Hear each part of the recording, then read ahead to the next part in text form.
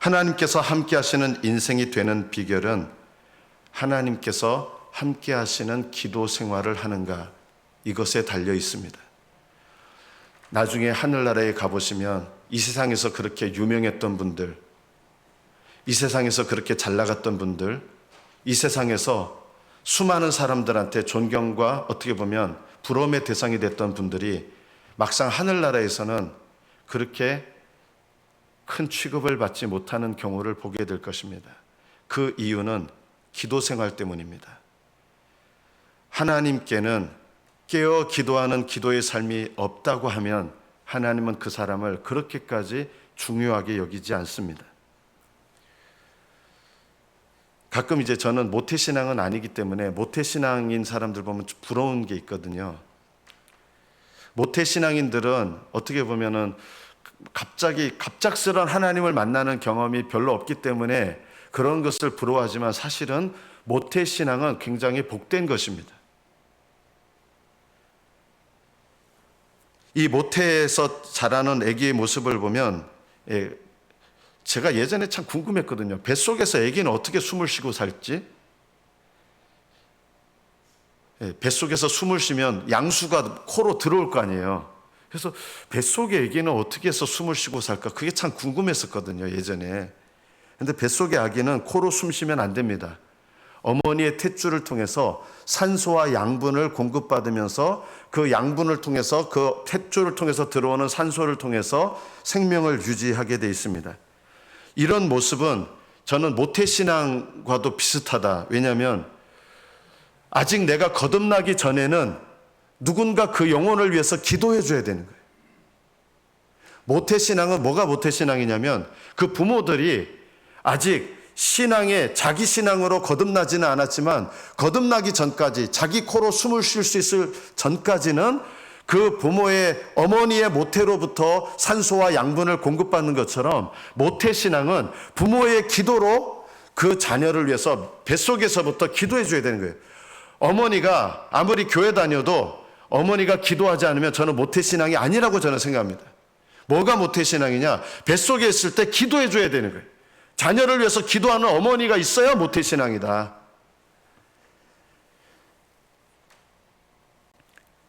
모태신앙은 부모의 기도의 덕택으로 생명을 누리고 있는 거예요. 거듭난 건 아니에요. 아직 태어난 건 아니지만 뱃속에서 생명을 누리고 있잖아요. 생명이 있잖아요. 그런 것처럼 모태신앙은 부모님의 기도를 통해서 생명을 누리는 거예요. 저는 교회도 어머니의 자궁과 같다. 교회는 왜 어머니의 자궁과 같습니까? 교회는요, 하나님 앞에 거듭난 사람들이 깨어서 기도하면서 누굴 위해서 기도해야 되느냐? 아직 교회 안에는 거듭나지 못한 분들 많거든요. 이분들의 영혼을 위해서 기도해야 돼요. 거듭난 분들이 아직 거듭나지 못한 영혼들을 위해서 기도해 줘야 돼요. 이것이 교회가 있어야 되는 가장 중요한 이유 중에 하나입니다. 교회는 거듭나지 못한 영혼들을 위해서 기도해야 되고 그들의 영혼을 위해서 포기하지 않고 기도해야 됩니다. 그러면 그들이 때가 이르면 그 기도의 응답 가운데서 하나님께서 이제는 어머니의 탯줄이 아니라 거듭나면 내가 내 코로 숨을 쉬게 됩니다. 저는 개인적으로 기도 생활을 안 하시는 분들은 저는 거듭난 신앙이라고 여기지 않습니다. 저는 어떤 사람이 거듭난 사람이냐라고 묻는다 그러면 저는 기도 생활이 있는 사람이 거듭난 사람이다. 그게 내 코로 숨을 쉬는 거예요. 그러면 기도 생활 없으면 아예 그러면 지옥에 가냐? 저는 꼭 그것도 아니다. 그러나 누군가의 기도에 도움을 힘입어서 뱃속에서 생명을 누리고 있는 거예요. 그러나 이 믿음에 있어서 멈춰 있어서는 안 됩니다. 내 코로 숨을 쉬어야 됩니다. 어머님 몸 밖으로 나오면 나오자마자 아기가 하는 일이 자기 코로 숨을 쉬거든요. 그래서 아기가 울면서 이 기도가 개방이 되고 숨을 쉬고 이 기도하는 모습하고 비슷해요. 저는 거듭나는 사람이 제일 먼저 하게 되는 게 뭐냐? 기도 생활하게 된다. 거듭나면 기도 생활합니다. 또 기도 생활하다 보면 거듭납니다. 그래서 저는 여러분들이 저는 거듭나고 싶어요 하신다 그러면 저는 날마다 기도 시간을 정해서 하나님께 기도하는 생활이 너무나 중요하다. 기도하다 보면 거듭나고 거듭나면 기도하게 되고 특히 거듭나면 날마다 하나님 앞에 기도 생활을 하게 된다. 기도 생활이라는 게 뭐냐면요. 이따금 기도하는 게 아니라 날마다 기도하는 거예요. 시간을 정해서 구별해서 이것이 거듭난 사람의 특징입니다. 교회는 어머니의 모태와 같아서 거듭난 자들은 교회에 들어온 영혼들을 위해서 기도해 줘야 됩니다. 이런 교회가 된다 그러면 그 교회는 계속해서 하나님께서 생명을 주시고 생명을 살려내 주시고 영혼들을 보내셔서 계속 영혼들을 살리는 이런 역사들을 교회에 주실 것입니다. 아기를 낳아야, 요즘에 아기를 하나 낳고 안 낳고 뭐 이러는데 예전에 어른들은 아기 많이 낳잖아요. 그죠? 예전에 웬만하면 3명, 4명, 3명, 4명은 보통인 거고 한 5명 되는, 예전 조선시대 가보면은 한 8명, 9명, 10명도 되시는 분들이 있어요. 저는 예전에 어른들이 아기를 많이 낳기 때문에 기도도 잘한다고 생각이 들어요. 왜냐하면 죽을 고비를 벌써, 아기 낳는 게 죽을 고비잖아요. 그 죽을 고비를 벌써 애를 8명 낳으면 8번 죽을 고비를 넘기셨기 때문에 기도도, 이런 분들이요, 죽을 힘을 잡고 기도를 해요. 저는 요즘에 젊은 분들은 왜 기도를 잘 그렇게 힘있게 못하냐. 아기를 안 낳아요. 낳아도 하나하나 둘 낳고, 저는 이게 굉장히 연관이 있는 것 같아요. 아기 많이 낳아보신 분들이 기도 생활도 잘해요. 요한 웨슬리 어머니는 18명 낳았거든요. 벌써 그 낳은 분들만 해도 아버지 어머니 합쳐가지고 20명 교회에 가요. 됐어요. 그 중에 요한 웨슬레가 있고요. 요한 웨슬레의 동생 찰스 웨슬레는 찬송가계에서 가장 위대한 인물이고, 요한 웨슬레는 감리교회 창시자 아닙니까? 그런 위대한 인물이 벌써 그 집안에 2명이나 나왔어요. 저는 그래서 요즘 왜 기도 생활이 이렇게 목숨 걸고 애써서 정말 힘들게 이렇게 기도하려고 그러면 아기 낳는 거하고 연관이 있다. 저는 하나님의 뜻이 아니면 결혼하시기 바랍니다. 하나님의 특별한 헌신을 위해서 구별된 분들 외에는 결혼하시는 게 좋다. 결혼해서, 요즘은 딩크족이라고 했잖아요. 아기 안 낳고 편하게 사는 거, 그렇게 살지 마세요. 아기 낳으셔야 됩니다. 아기 낳아보고 자식으로 인한 고난도 내가 겪어보면서 매달리게 되고 이렇게 되는 거지, 벌써 자식 안 낳고 편하게 결혼 생활 하시려고 하는 분들은 기도 생활도 어떻게 되게 돼 있어요? 편한 기도 생활을 하게 돼 있어요. 그런데 자식 고난 받으면서, 환난 고통 받으면서, 물질 고난 받으면서, 그러면서 하나님께 매달려 살아봐야 하나님 앞에 기도 생활을 배우게 되고, 하나님 앞에 더 깊은 기도 생활을 통해서 내 영혼을 일깨우고 남의 영혼을 일깨우는 이런 기도 생활을 하게 된다. 저는 결혼하신 분들 꼭, 요즘 젊은 분들 추세가 아기 안 낳고, 아기 낳으면 벌써 학자금 마련하려고 허리가 휘죠. 그래도 아기 낳아야 된다. 이게 하나님 뜻입니다. 안 나와서 안 되는 건 어쩔 수 없지만 일부러 아기 안 낳고 그렇게 살면 영적으로는 많은 손해가 있습니다. 차라리 고난받으면서 기도하면서 사는 것이 하나님 나라에 가보면 하나님 앞에 이게 훨씬 유익되다. 자녀 때문에 고난 당해보지 않은 분들은요, 그 자녀 고난 속에서 눈물로 하나님 앞에 매달리고 이런 기도를 언제 배우겠어요? 내가 물질의 고난을 당해봐야 다른 사람 어려운 걸 위해서 내가 중보 기도를 하죠. 내가 편안하게 살아왔던 사람들은요, 다른 사람을 위해서 애써서 기도하기가 힘들다. 무엇보다도 내 영혼을 살리는 기도 생활을 하려면 하나님 앞에 고난 가운데서도 고난을 겪어내고 이겨내면서 기도해야 되고, 포기하지 않고 기도해야 되고, 날마다 빠지지 않고 기도해야 되고, 이런 기도 생활을 통해서 내 영혼이 사는 것입니다. 이런 내 영혼을 살리는 기도 생활을 하시기를 축복합니다. 이 오늘 본문의 히스기야 왕은, 저는 한마디로 이렇게 말하고 싶습니다. 여러 왕들이 있지만 히스기야 왕은 기도의 사람이었습니다. 기도의 사람. 25살의 나이에 왕이 됩니다. 어머니가 어떻게 보면 모태신앙이에요. 어머니에게 좋은 영향을 받아서 25살에 왕이 되었을 때 이스라엘을 개혁시키는 개혁운동을 시작합니다. 훌륭한 왕이죠. 종교개혁을 단행합니다.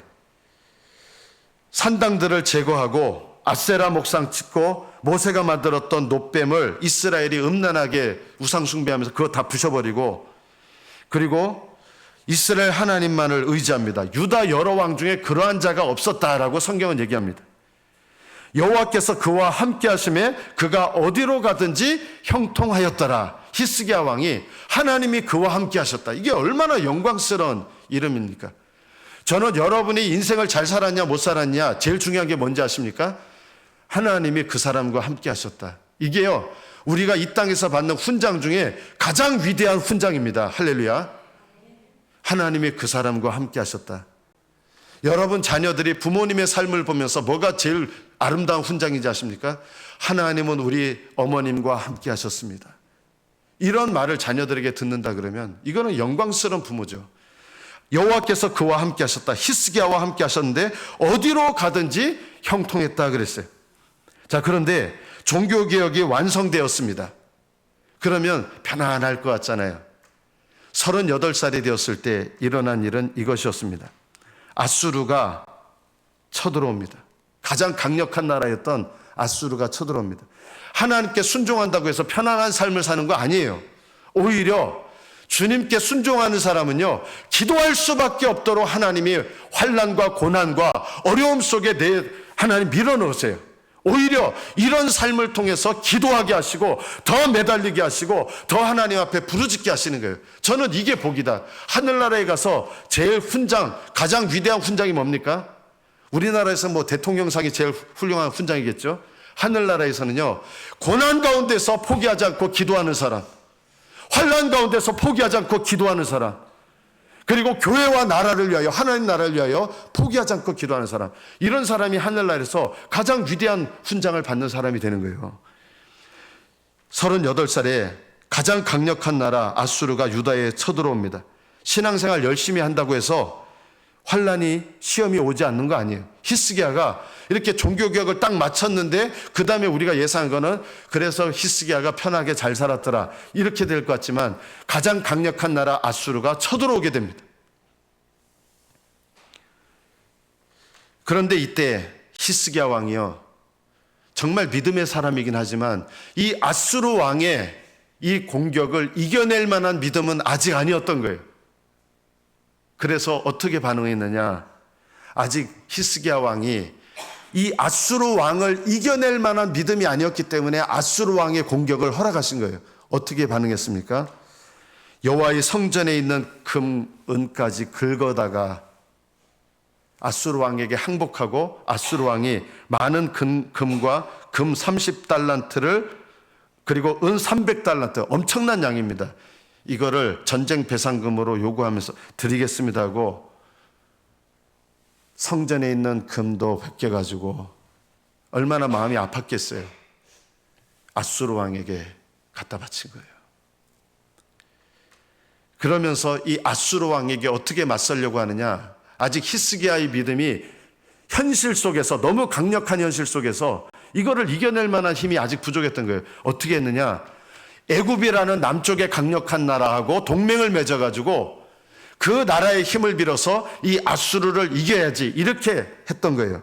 그런데 하나님은 이사야 선지자를 통해서 보내서 경고합니다.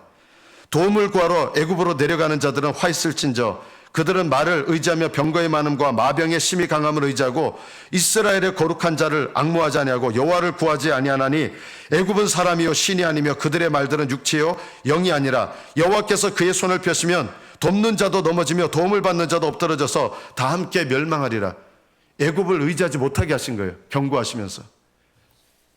히스기야는 이 이사야 선지자의 경고를 믿음으로 받아들입니다. 그리고 이때 어떤 결심을 하느냐? 이게 쉬운 결심이 아니에요.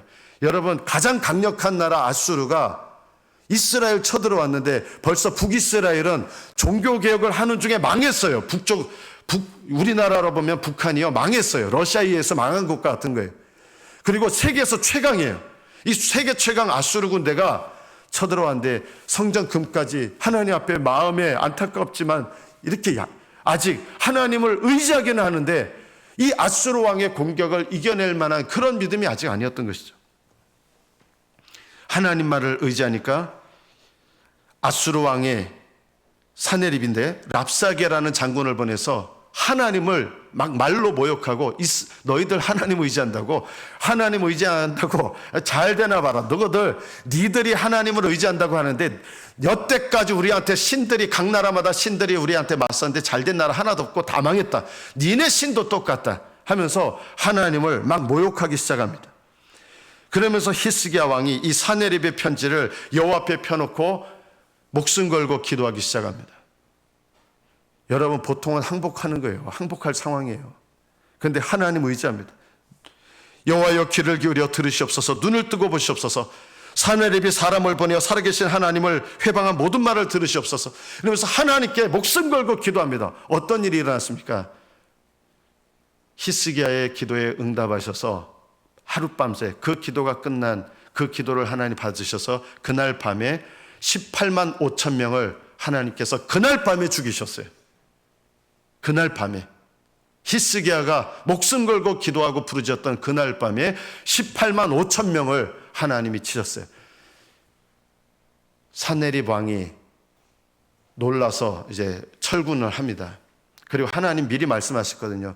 내가 그를 죽일 것이다 라고 했어요. 그리고 어떻게 죽였느냐? 그 아들들이 반란해서 아들의 손에 그 조롱했던 사네립 왕이 죽습니다. 그리고 그 죽였던 두 아들을 또 다른 아들이 물리치면서 왕이 되는데 에살핫돈이라고 하는 사람이 새로운 아수르의 왕이 됩니다. 이게 여전히 아수르는 18만 5천 명이 죽었는데도 만만치 않은 군대예요. 세계 최강이었으니까. 이 군대가 또다시 이스라엘을 밀고 들어오려고 하는 시점이었습니다. 어떤 일이 일어났습니까? 하나님께서 오늘 본문의 내용이 이때 이어지는 것입니다. 18만 5천 명을 하나님이 물리치시고 놀라운 기적의 역사가 일어났습니다. 하나님께서 홀로 행하셨습니다. 엄청난 기적의 역사가 일어났습니다.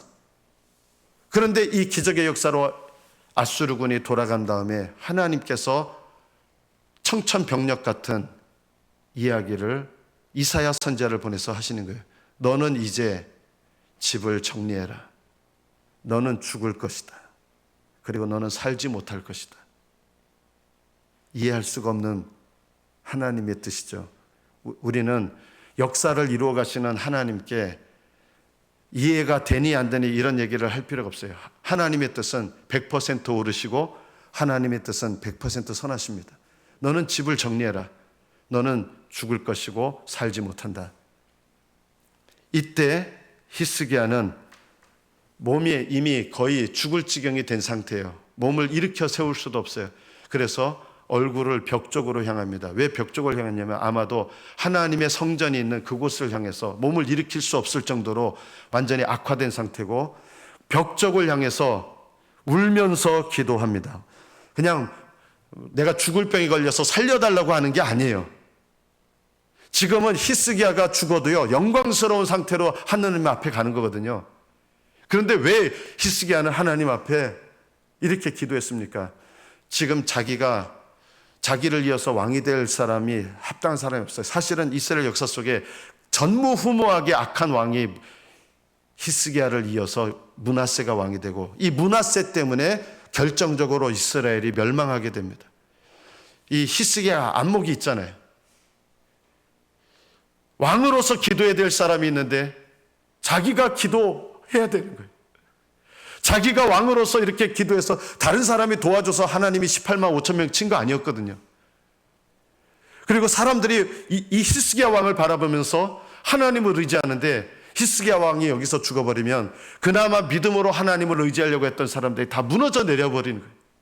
그래서 히스기야가 자기 목숨 때문이 아니라 이스라엘의 이 풍전등화와 같은 상황을 바라보면서 너무너무 마음이 고통스러운 거예요. 그래서 하나님, 이스라엘 나라를 살려달라고. 하나님, 이스라엘 나라 살려달라고. 어떻게 기도합니까? 낯을 얼굴을 벽으로 향하여 여호와께 기도하기 시작합니다. 3절 말씀해 보면 여호와여 구하오니 내가 진실과 전심으로 주 앞에서 행하며, 이게 뭐예요? 진실이란 거는 하나님 보시기에 정직하게 살아왔다는 거예요. 히스기야 왕은요, 하나님이 보시는 관점과 사람이 보는 관점이 똑같았다 뜻이에요. 진실로 살았다는 거는 어떤 사람은 사람 보기에는 훌륭한데 하나님 보시기에는 엉터리가 있잖아요. 위선이 있잖아요. 히스기야는요, 하나님 보시는 거하고 사람 보는 거하고 똑같은 인생을 산 거예요. 진실로 살아왔습니다, 제가. 그리고 전심으로 살아왔습니다. 전심으로 살아왔다는 뜻이 뭡니까? 하나님 앞에 늘 샬렘의 마음으로, 이런 뜻이에요. 하나님과 늘 친밀한 관계를 유지하며 살았다는 뜻이에요. 내 마음이, 하나님, 제가 지금까지 제가 하나님과 늘 친밀한 관계를 유지하고 제가 하나님을 떠나지 아니하고 늘 하나님과 샬렘의 마음으로, 온전한 마음으로, 하나님과 친밀한 마음으로 살아온 거 하나님 아시지 않습니까? 히스기야의 삶이 이런 삶이었던 거예요. 성도 여러분, 저는 여러분들이 하늘나라에 가시기 전에 히스기야처럼 제가 진실과 전심으로 살아왔습니다, 이렇게 고백할 수 있게 되기를 축복합니다. 히스기야가 이렇게 살아왔던 거예요. 진실과 전심으로, 하나님과 샬롬의 마음으로, 평강의 마음으로, 친밀한 관계 속에서 늘 하나님을 의지하면서 살아왔다는 거예요. 그리고 주께서 보시기에 선하게 행한 것, 하나님 보시기에 선하게 제가 살아온 것 하나님 아시지 않습니까? 제가 선하게 행한 것을 기억하옵소서 하고 히스기야가 심히 통곡하였다 그랬습니다. 원어로는 이 뜻입니다. 울고 또 울고 울고 또 울었습니다. 벽을 향해서 하나님 앞에 계속 울었습니다. 그냥 눈물을 흘리면서 운 게 아니라 이스라엘의 미래를 안타까이 여기면서 이 아수르가 또다시 쳐들어올 텐데 하나님 앞에 내가 기도해야 되는데, 왕으로서 기도해야 되는데, 울고 또 울고 계속 울면서 통곡하면서 기도했던 거예요. 자기를 위해서 기도해 살려달라고 한 게 아니에요, 단순히. 이사야 선지자가 당신은 죽을 것입니다, 당신은 살지 못할 것입니다, 이 말씀을 전하고 왕궁을 떠나 성읍에 이르기도 전에 이사야 선지자에게 하나님의 음성이 임합니다. 성읍 가운데까지도 이사야가 이르기 전에 여호와의 말씀이 그에게 임하여 이르시되 너는 돌아가라, 너의 백성의 주권자 히스기야에게 말하기를 왕의 조상 다윗의 하나님 여호와의 말씀이 내가 너의 기도를 들었다, 내가 너의 눈물을 보았다, 내가 너의 기도를 들었고 너의 눈물을 보았다. 내가 너를 낫게 하리니 네가 3일 만에, 여러분 지금 이제 오늘 내일 죽을 사람인데 3일 만에 네가 성전에 올라가서 나에게 예배하게 될 것이다. 다 회복돼서 3일 만에 성전에 올라가서 예배하게 될 것이다. 그리고 너의 수한에 회복되는 것뿐만 아니라 15년 살게 달라고, 1, 2년 살게 달라고 이런 기도도 한 것도 아니에요. 15년을 더 하겠다. 실제로 정확하게 15년을 더 삽니다, 히스기야 왕이요. 너의 수한에 원래 오늘 죽었어야 되는데 15년을 더 할 것이다. 그리고 내가 너와 이 성을 네가 기도한 대로 아수르 왕의 손에서 구원할 것이다. 히스기야가 기도하는 동안 아수르 왕은 쳐들어오지 못합니다. 하나님께서 지켜주시고 구원해 주셨습니다. 너와 이 성을 아수르 왕의 손에서 구원하고 이 성을 보호할 것이다. 그리고 하나님께서 증표까지 주십니다. 그런 증표를 달라고 막 불신앙으로 한 게 아니에요. 하나님께서 증표를 주시는데 어떤 증표를 주셨습니까? 놀라운 증표를 주십니다. 해 그림자가 있는데 해 그림자가, 해가 진행하면서 그림자가 이렇게 진행해야 되잖아요. 자, 그림자가 평소보다 더 빠른 속도로 가기를 원하느냐 아니면 뒤로 가기를 원하느냐. 하나님, 빠른 속도로 가는 것은 그럴 수 있사오니 뒤로 가게 하옵소서 하고 증표를 구했는데 해 그림자가 뒤로 갑니다. 이거는요, 어떤 분들은 의심하는데 지구 자전 방향이 바꿔놓으신 거예요. 하나님께서요, 지구 자전 방향이 바뀐 거예요. 히스기야에게 확신을 주시기 위해서 해 그림자가 뒤로 물러가는 거예요. 오히려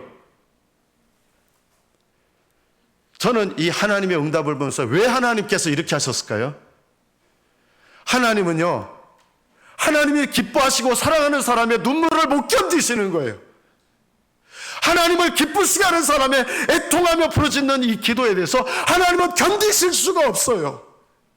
이사야가 자기 성읍에 도착하기도 전에 돌아가라. 히스기야의 눈물, 내가 너의 기도를 듣고 너의 눈물을 내가 보았다. 하나님이 견디실 수가 없을 정도로 하나님을 사랑했고 하나님을 기쁘시게 했던 이 히스기야가 하나님 앞에 이렇게 매달리며 기도했을 때 하나님은 응답하신 것입니다.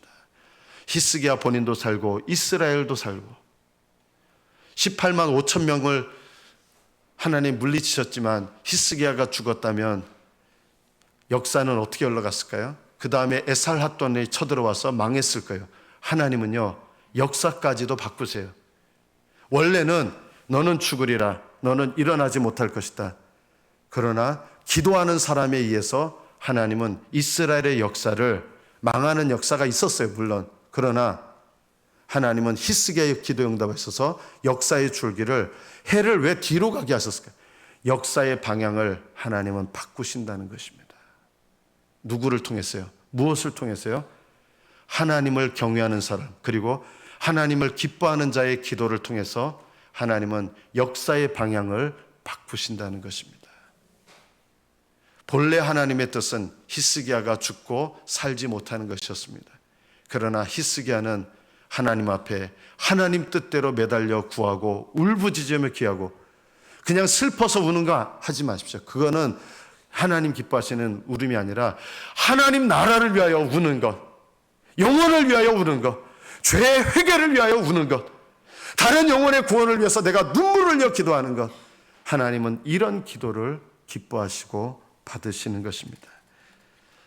히스기야는 어떤 사람이었습니까? 모든 일에 기도와 간구로 하나님께 의지하고 기도하는 기도의 사람이었습니다. 이것이 얼마나 아름다운 별명인지 모릅니다. 저는 이 자리에 계신 여러분이 기도의 사람 되시기를 축복합니다. 다른 사람들이 보기에도 저분은 참 기도의 사람이셔, 저 장로님은 기도의 사람이셔, 저 집사님은 기도의 사람이셔, 저 권사님은 참 기도의 사람이시다, 이런 칭찬을 받는다 그러면 그것은 여러분의 인생 가운데 가장 큰 칭찬과 영광입니다. 히스기야는 통곡하며 울 줄 아는 사람이었습니다. 이런 통곡과 눈물의 기도가 하나님께서 이미 정하셨지만 하나님은 인간에게서는 바꿀 수 있어요. 하나님 정하신 영원하신 뜻은 바꿀 수 없지만 기도를 통하여 하나님은 뜻을 바꾸시고, 기도를 통하여 하나님은 새로운 역사를 이루어 가시고, 기도를 통하여 여러분 인생이 바뀔 수 있고요, 기도를 통하여 여러분 자녀의 인생이 바뀔 수 있습니다. 이거 믿으셔야 됩니다. 내가 기도한다고 뭐가 바뀌겠어? 아닙니다. 바뀝니다. 하나님을 기쁘시게 하고 눈물과 기도로 기도하면 그 기도에 응답하셔서 하나님이 일하시기에, 내가 기도한다고 해서 바뀌는 건 아니지만 그 기도를 받으시는 하나님이 전능하시고 지혜로우시고 모든 일을 하실 수 있는 하나님이시기 때문에 우리의 기도를 통해서 역사하시고, 역사의 물줄기를 바꾸시고, 우리 자녀들의 인생을 바꾸시고, 여러분 가정을 바꾸시고, 내 인생을 바꾸시고, 내 생명을 살리시고, 나의 인생을 새롭게 하실 수 있는 것입니다. 누가 해야 됩니까? 여러분 하셔야 됩니다. 하나님 뜻이 계시면 저절로 하시겠죠. 그런 일 안 일어납니다. 그런 일 생각지도 마십시오. 여러분이 기도하려고 애쓰셔야 됩니다. 여러분이 눈물을 흘려 기도하려고 애쓰셔야 됩니다. 그래야 여러분의 영혼이 살고, 여러분의 가정이 살고, 여러분의 기도를 통하여 하나님께서 여러분 주변의 사람들을 살리는 역사들이 일어나는 것입니다. 이런 기도가 바로 나를 살리고 나를 통하여 다른 사람을 살리는 생명의 기도를 하는 것입니다. 성도 여러분, 나를 살리는 기도를 하십시오. 그냥 이 세상에서 성공하게 해주세요. 여러분, 세상에서 성공해봐야 기도 안 하는 사람들 하늘나라에서 별거 아니거든요. 누가 하늘나라에서 위대한 사람이에요? 하나님 앞에 깨어 기도하는 사람이 위대한 사람이에요. 어떤 생명의 기도를 드려야 돼요? 하나님, 회개와 내 영혼을 회개하고 철저하게 하나님을 기쁘시게 하는 인생이 되게 해달라고. 이것이 바로 나를 살리는 기도입니다. 우리 자녀들을 위해서도 그렇게 기도하십시오. 여러분의 기도가 살리는 기도가 되어서 여러분 자신의 영혼과 수많은 영혼들을 살리시는 기도의 사람 되시기를 축복합니다. 기도의 사람이란 날마다 쉬지 않고 시간을 구별하여 기도하는 사람입니다. 또 기도의 사람이란 시간을 구별하여 기도하되 자기 뜻대로 기도하는 사람이 아니라 하나님의 뜻대로 기도하는 기도의 사람입니다. 여러분의 영혼을 살리는 이 기도 생활, 하나님 앞에서 사셔야 되고, 하나님 앞에 사시면서 이 기도를 포기하지 마시고 이 기도로 깨어 있으셔서 하나님과 사람 앞에 기도의 사람, 영혼을 살리는 기도를 드리는 기도의 사람 되시기를 축복합니다. 기도하겠습니다.